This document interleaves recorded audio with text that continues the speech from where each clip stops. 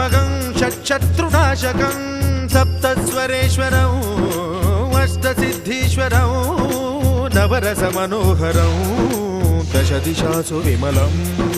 मेकादशोज्ज्वलं मेकनाथेश्वरं प्रस्तुतिवशङ्करं प्रणतजनकिङ्करं दुर्जनभयङ्करं सज्जनशुभङ्करं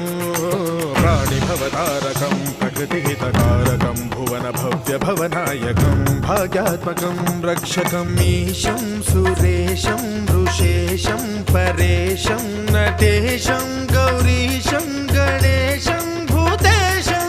महामधुरपञ्चाक्षरी मन्त्रमार्चं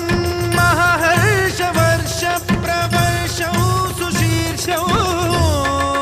नमो हराय च स्मरहराय च पुरहराय च रुद्राय च भद्राय च इन्द्राय च